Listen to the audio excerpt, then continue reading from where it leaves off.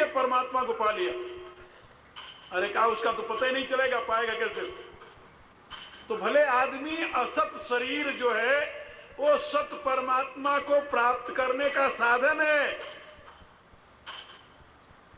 जिस जगत को तुम देख रहे हो ये परिवर्तनशील है। यही परिवर्तनशील जगत अपरिवर्तनीय ब्रह्म को प्राप्त करने का, जानने का साधन है। क्या समझे? इसलिए वे विवेकहीन लोग हैं जिनकी ऐसी कल्पना है कि साधन जैसा है, साध्य जैसा है वैसा ही साधन होना चाहिए। अरे भले आदमी तुम ये बताओ, यदि साध्य जैसा ही साधन होगा तो उस साधन को साधन कौन कहेगा? वो तो साध्य हुआ। क्या समझे? ये बात समझ में आ रही नहीं?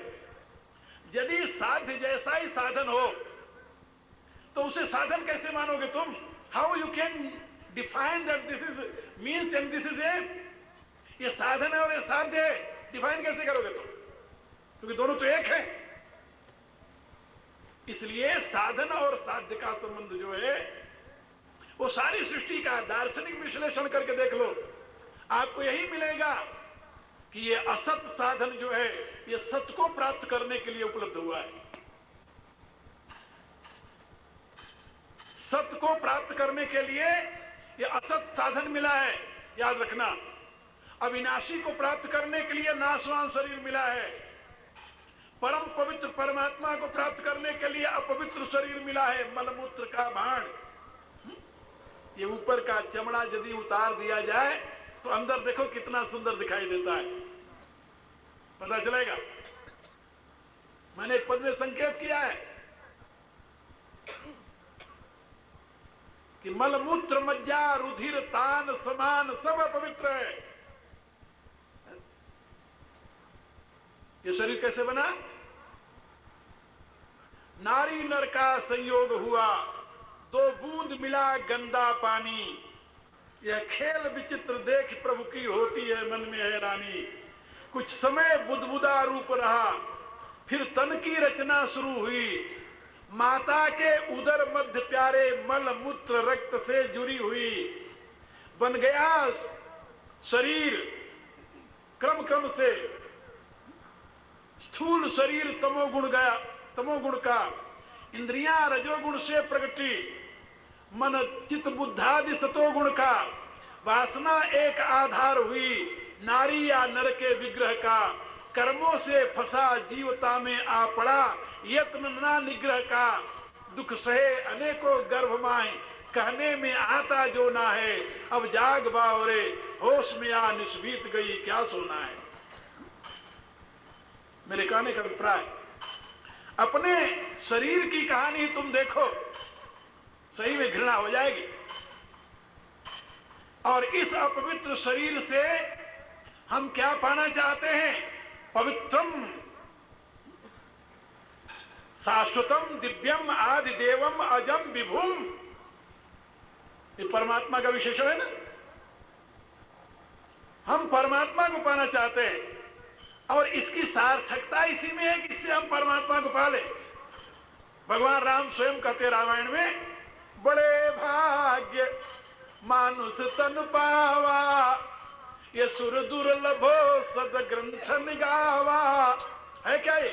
का साधन धाम मोक्ष कर द्वारा, पाइन जो परलोक समारा। सो परत्र दुख पावई, सिर धुनि धुनि पछिताई। कालई कर्मई ईश्वरई मिथ्या दोष लगाई। अब आप समझिए कि आपको जो असत साधन मिला है ये किसके लिए मिला है? सत की प्राप्ति के लिए। और यदि आप ये कहें ना मैं तो सत साधन से ही सत को प्राप्त करूंगा, तो न तो सत साधन मिलने वाला है और न तो किसी जन्म में आपको सत प्राप्त होगा। याद रखो, साधन हमेशा असत होता है।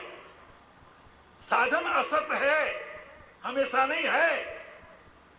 ये बिल्कुल तर्क सिद्ध है, युक्ति सिद्ध है, दर्शन सिद्ध है, प्रमाण सिद्ध है। ये साधन क्या है? जगत साधन है और जगत असत है। असत माने परिवर्तनशील। साधन है शरीर असत है, ये परिवर्तनशील है। और जो कुछ मिक्सचर से बना हो, अंग्रेजी में उसे कहते हैं कंपोनेंट, जो मिक्सचर से बना हो कभी पवित्र नहीं हो सकता। तो 3 गुणों से बना हुआ ये शरीर पवित्र कैसे हो सकता है? ये तो हमेशा अपवित्र ही रहता है। शरीर की पवित्रता की कल्पना करना केवल दंभ के सिवा और कुछ नहीं है। क्या समझे?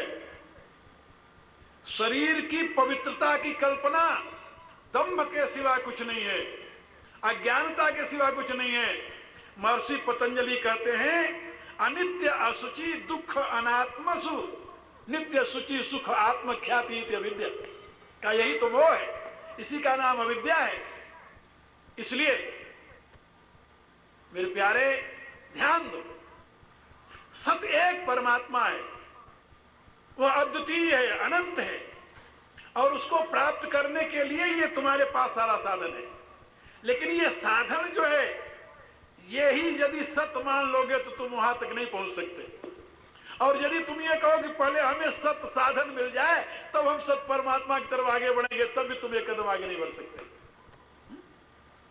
इसलिए हाँ, कोशिश कीजिए कि तुम्हारे ये सारा शरीर तो पवित्र हो नहीं सकता, यही साधन है। कोशिश कीजिए कि भावात्मक रूप से अपने में कोई दोष न आने दे। भावात्मक रूप से, तत्वात्मक रूप से तो वहां दोष है, वो तो असत है ही, परिवर्तनशील है ही, चेंजेबल है ही, नाशवान है ही। लेकिन इसी नाशवान से अविनाशी को प्राप्त करना है। इसीलिए तो भगवान ने गीता के दूसरे अध्याय में बताया, व्यवसायत्मिका बुद्धि एक है कुरुनंदन बहुशाखा हेनंताश्च बुद्धियो व्यवसायिना। पहले भी एक बार आप लोगों को मैं समझा चुका हूं कि हर एक मनुष्य व्यापारी है, हर एक जीव व्यापारी है, व्यापारी है, क्योंकि चारों वर्ण इसी एक व्यक्तित्व में निवास करते हैं। ये हमारा दृढ़ निश्चय है कि एक ही व्यक्तित्व में चारों वर्ण निवास करते हैं, क्योंकि व्यक्ति जो है वो विराट का मॉडल है। फिर से समझ लो मेरे सिद्धांत को, याद रखना। व्यक्ति जो है ये विराट का मॉडल है, सूक्ष्म रूप। विराट मैक्रोकोस्म है और व्यक्ति जो है ये microcosm, that very subtle form, tiny form of cosmic soul. बहुत छोटा सा रूप, लेकिन है वो विराट का। तो जैसे विराट के शरीर में चारों वर्ण हैं, ऐसे ही इस व्यक्ति के शरीर में भी चारों वर्ण निहित है। चारों वर्ण, ब्राह्मण भी इसी में है, क्षत्रिय भी इसी में है, वैश्य भी इसी में है, शूद्र भी इसी में है। चारों वर्ण इसी में निवास करते हैं और हर एक व्यक्ति चारों वर्णों से युक्त है। आप शूद्र कब होते हैं आप स्वयं समझ सकते हैं, आप वैश्य कब होते हैं आप स्वयं जान सकते हैं। शरीर से आज दिन तक कोई ब्राह्मण न बना है, न बनेगा, न किसी काल में बना था। क्या समझे?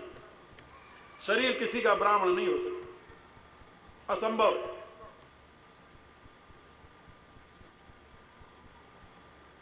और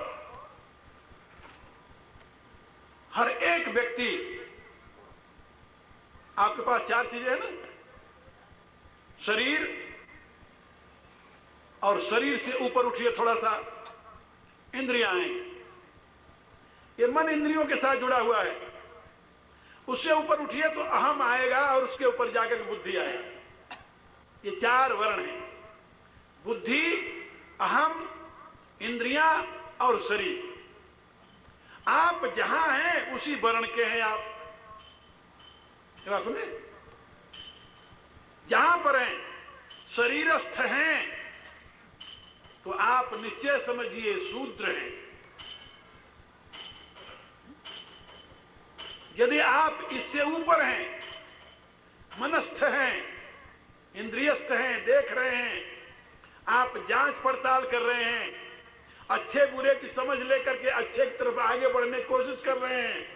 2 पैसा लगाकर बदले में 10 पैसा पाने की चाह है आपको, इसी का नाम तो व्यापार है।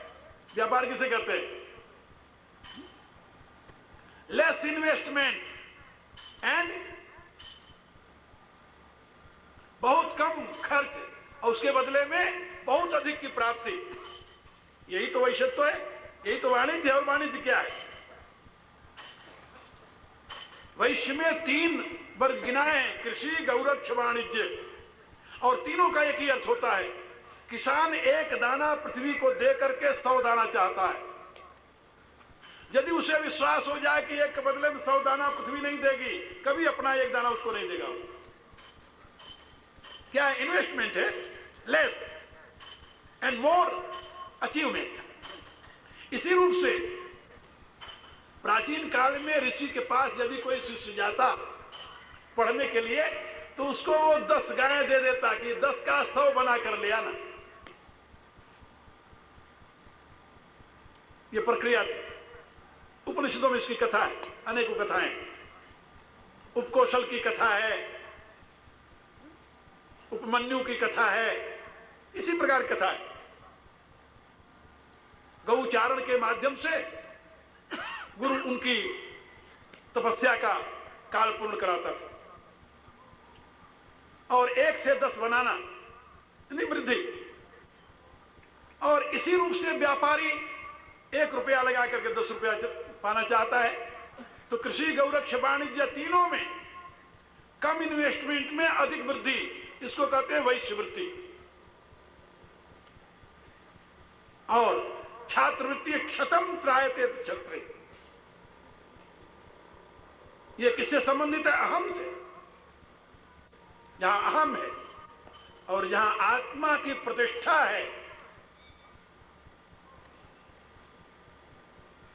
ये अलग एक उच्चतम स्थिति है। मैंने अपने छोटी सी एक पुस्तक में इसकी व्याख्या की है, क्या वर्ण व्यवस्था अभिशाप है। और हिंदू धर्म सूत्र में भी इस विषय मैंने लिखा है, युक्ति और तर्क के द्वारा।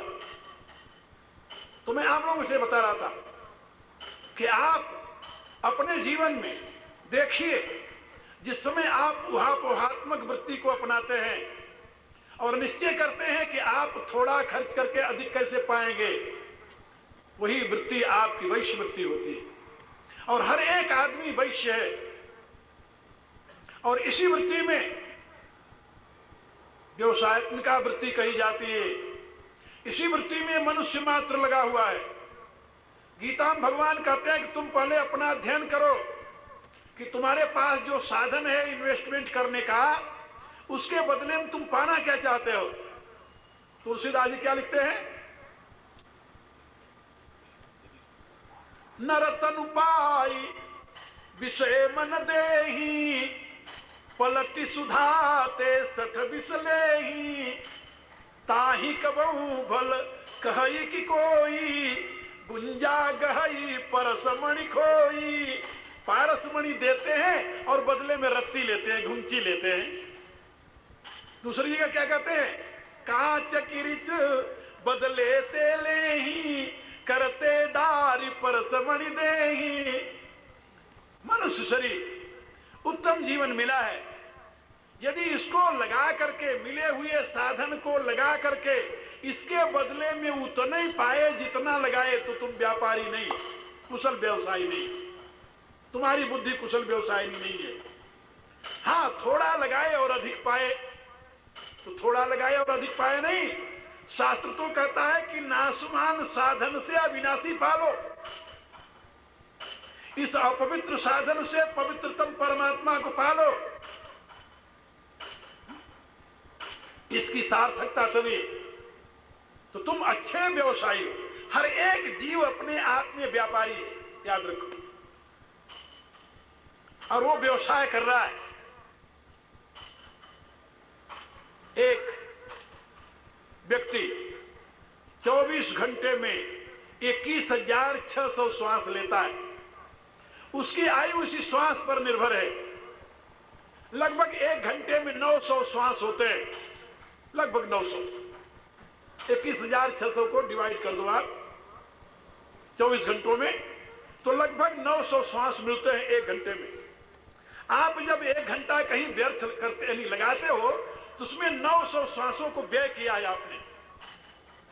ये आपकी पूंजी है। यही श्वास आपकी शक्ति है, यही श्वास आपकी श्रम शक्ति है, यही श्वास आपकी ऊर्जा शक्ति है, यही श्वास आपकी समय शक्ति है। ये 3 चीजें है ना, श्रम, समय और श्वास। ये तीनों को एक साथ जोड़ दीजिए आप। आपके श्वास के साथ समय बंधा हुआ है, आपके श्वास के साथ शक्ति बंधी हुई है। तो शक्ति, समय और श्वास, ये तीनों आपके पास हैं और एक ही के 3 नामे मूल में है श्वास। ये आपकी इन्वेस्टमेंट की पूंजी है, पूंजी। और इस पूंजी को 1 घंटे में आप 900 श्वास लगाए, लेकिन 1 घंटे में पाए क्या आप? अच्छा, घंटे में यदि आपको करोड़ रुपया मिल जाए तो क्या उन करोड़ रुपयों को दे करके 900 श्वास पा सकते हैं? क्या राय आप? मेरी तो राय कि नहीं मिलेगा भाई। है? क्या आपके एक श्वास की कीमत करोड़ रुपया हो सकता है? मेरे विचार से नहीं हो सकता, आपके विचार से हो। क्या दुनिया की कोई ऐसी संपत्ति है जो इस श्वास के बदले में मिल जाए और आप कहें कि आपका इन्वेस्टमेंट सफल रहा, लाभप्रद रहा है?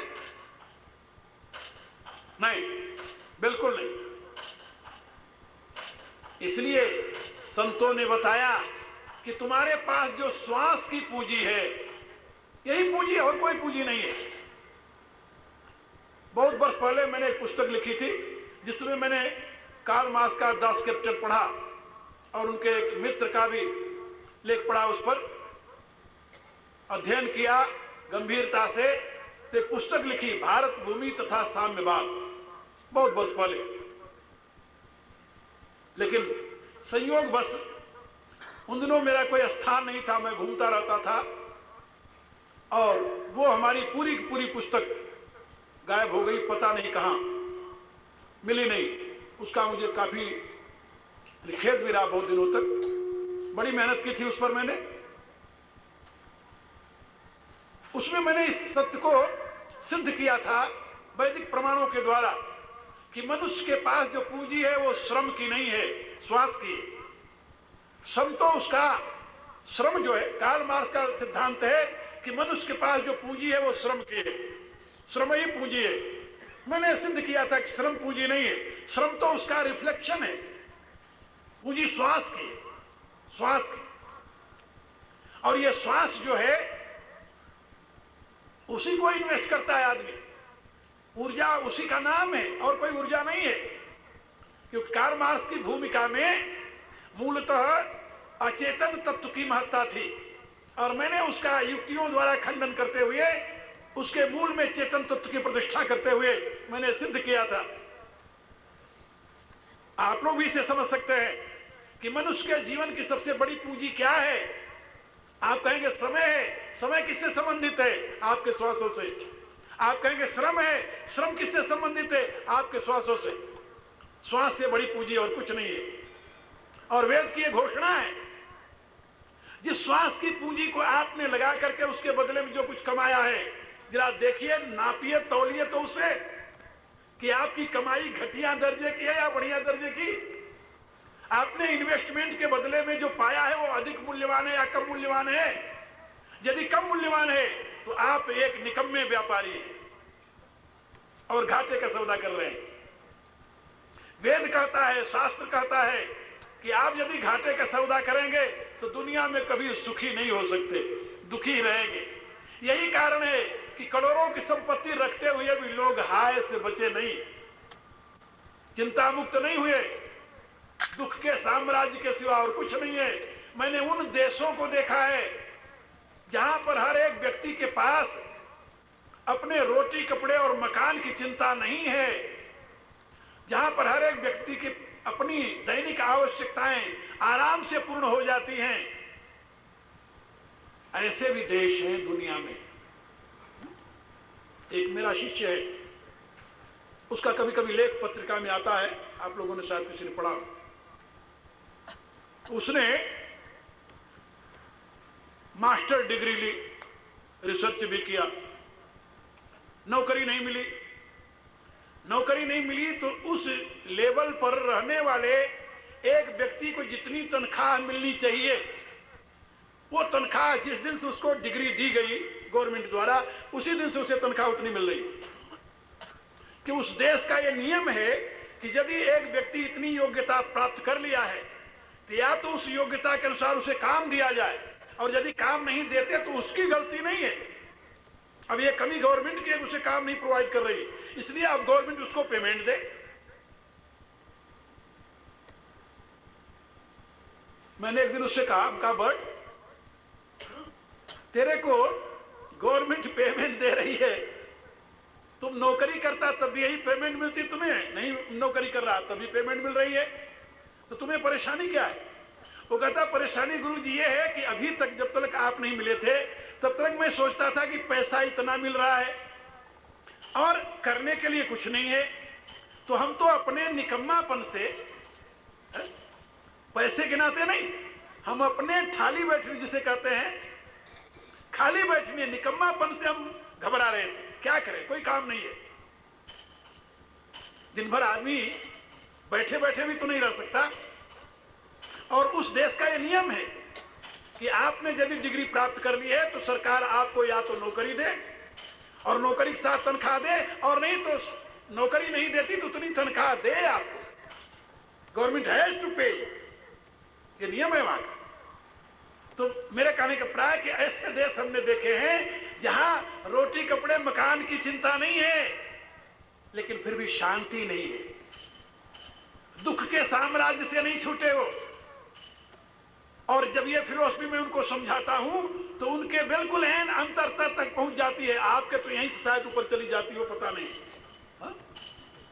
हाँ, एक बार एक महात्मा व्याख्यान दे रहे थे, एक सेठ आया करते थे व्याख्यान सुनने, अपने लड़के को कहाए थे कि कभी सत्संग में नहीं आना। तो एक दिन संयोगवश जब वो सत्संग सुन रहे थे तो उनके कोई मित्र आए और उन्होंने कहा कि तुम्हारे पिताजी का हो तो सत्संग में गए, कहा जा बुला लाओ। कहा मना किया, अरे कहा बहुत जरूरी काम है। वो लड़का आया सत्संग में, लेकिन पिताजी सबसे आगे बैठे हुए थे, बड़ी भीड़ थी, तो देखा कहां तक ढूंढने जाऊं, उसको भी अच्छा लगा, सुनने लगा। अब वो सत्संग सुनता रहा। जब सारा सत्संग समाप्त हो गया, जयकारा के साथ जब उठ दिए तो लड़का पीछे से आया, कहने लगा पिताजी। उन्होंने देखा, कहा कब से आए हो तुम यहां? कहा मुझे तो घंटे हो गए। उन्होंने एक चांटा मारा, मैंने तुम्हें मना किया था ना सत्संग में नहीं आना। महात्मा जी सुन रहे थे, उन्होंने बुलाया, कहा भगत जी सत्संग यदि इतनी बुरी चीज है तो तुम क्यों आते हो? अरे कहा महाराज आप नहीं जानते, ये अभी बालक है, कच्चा घड़ा है, आपके ज्ञान की यदि एक बूंद भी पड़ गई इसके ऊपर तो गल जाएगा, पिघल जाएगा। है? और यहाँ कहा, यहाँ तो हम तो सुनते सुनते पक गए, यहाँ कोई असर नहीं होता। यहाँ कोई असर नहीं होता, यहाँ तो रोज का काम है। आप ज्ञान की बात कहते जाए, हम सुनते रहेंगे, बस ठीक है। तो मैं आप लोगों से बता रहा था कि पश्चिम के लोग अब इस सत्य को समझने लगे हैं कि हमारे श्वास बड़े कीमती है। इसके द्वारा हम यदि, इसीलिए वेद में प्राणो उपासना की महिमा है, यदि इन श्वासों को हम परमात्मा के साथ जोड़ देते हैं तो इनका मूल्य बढ़ जाता है, इनका मूल्य बढ़ जाता है। और यदि परमात्मा से अलग करके संसार के साथ जोड़ देते हैं तो ये व्यर्थ में चले जाते हैं, ये मूल्यहीन हो जाते हैं, इनका कोई मूल्य नहीं रह जाता। और 1-2 वर्ष नहीं 100 वर्ष तक जीकर चला गया, मोहल्ले वाले भी नहीं जाने, और जो जाने तो कहने लगे बहुत अच्छा हुआ मर गया बेचारा। क्यों भाई? कारण क्या? उसने अपने मिले हुए साधन का सदुपयोग नहीं किया।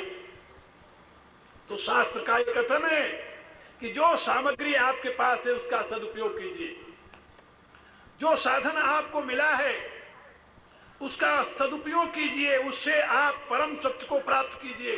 साधन को ही कहीं सत्य ना मान लेना और इस भ्रांति में भी नहीं रहना कि जब सत्य साधन मिलेगा तब हम सत्य की उपासना में लगेंगे। अभी तो ये असत साधन मिला हुआ है, इसलिए इससे सत्य की उपासना हो ही नहीं सकती। बात समझे? यदि आपने ये मान लिया कि असत साधन से सत्य की उपासना नहीं हो सकती, इसलिए सत्य के लिए साधन भी सत्य चाहिए, तो वो किसी जन्म में मिलने वाला नहीं है। और इस प्रकार की मान्यता दंभ के सिवा और कुछ नहीं है, अज्ञान है, अविवेक है। इसलिए आपके पास जो साधन है, सत्य है व असत है, इसकी चिंता मत कीजिए। तत्वतः सत्य है, स्वरूपतः असत है, यह सांख्य का सिद्धांत है कि तत्वतः सत्य है। आपके शरीर में जितने परमाणु हैं वो तत्वतः सत्य हैं, उनका कभी भी अभाव नहीं होगा, वो नित्य रूप में रहेंगे। लेकिन उनके द्वारा जो ये आकृति आपको मिली है ये असत है, ये कभी बनी नहीं रह सकती, ये प्रतिपल परिवर्तित हो रही है।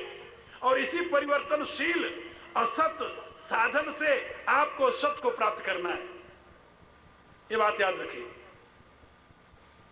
यदि ये आप दृढ़ता के साथ समझ जाएंगे तो आपको इसमें जरा भी कहीं संदेह दिखाई नहीं देगा कि मिले हुए साधन का सदुपयोग करके आप स्व में प्रतिष्ठित हो जाएंगे, आप स्वराज्य के अधिकारी हो जाएंगे। और यदि आप में स्वराज्य की प्रतिष्ठा हो गई, इसी रूप में कितनी मात्रा में हुई ये आपके ऊपर निर्भर है। जितनी मात्रा में आप में स्व की प्रतिष्ठा होगी, स्व का महत्व बढ़ेगा। आप अपने द्वारा अपनी महिमा समझेंगे, पद और पदार्थ के द्वारा नहीं। आप अपने द्वारा अपनी महिमा समझेंगे, वस्त्र और अलंकार के द्वारा नहीं। तुलसीदास क्या लिखते हैं रामायण में? सब भूषण भूषित बर नारी, लेकिन बसन बिना नहीं सोह सुरारी। हनुमान जी उपदेश देते हैं रावण को, ये रावण, जैसे किसी स्त्री को संपूर्ण अलंकारों से भूषित कर दिया जाए लेकिन उसे वस्त्र न पहनाया जाए तो उसके सारे आभूषण वो व्यर्थ है। लेकिन एक ऐसी नारी है जिसके पास कोई आभूषण नहीं है, केवल एक सुंदर सा शुद्ध वस्त्र पहने हुए है। उस शुद्ध वस्त्र के द्वारा उसकी महत्ता अधिक हो जाती है। क्यों हो जाती है भाई? उसमें बाहर के आभूषण तो नहीं है लेकिन सद्गुण से विभूषित है। इसी रूप से आप ये ध्यान रखें कि अपनी आत्मा की अपनी महत्ता को आप प्रकृति के द्वारा मत तोड़ें, मत जोड़ें। हमें पद मिलेगा तब मैं महान हो जाऊंगा, ये पदार्थ मिलेगा तब महान हो जाऊंगा, ये अधिकार मिलेगा तब महान हो जाऊंगा। ये महान होने की जो भ्रांति है इसका आपको त्याग करना पड़ेगा। हाँ, योग्यता अनुसार जो पद मिला है उसका सदुपयोग करना है। योग्यता अनुसार जो अधिकार मिला है उसका सदुपयोग करना है। एक सज्जन मेरे पास आए, बड़े ऊंचे पद पर हैं आजकल, आश्रम, प्रणाम किए, बैठ गए। मेरे से कहा कि आप मुझे कुछ उपदेश दे दीजिए, कोई मार्गदर्शन कीजिए मेरा। हम कहा मार्गदर्शन सबसे सुंदर ये है कि जो पद तुम्हें मिला है स्थायी नहीं है, किसी का दिया हुआ है। याद है? कहने लगा ये तो याद है। हम कहा पता नहीं कब छिन जाए, इसका भी कोई निश्चय नहीं है। कहने लगे ये भी याद है। हम कहा जब तक ये तुम्हारे पास है तब तक जितना दूसरे का हित कर सकते हो तुम अवश्य उसमें इसका प्रयोग करो। बस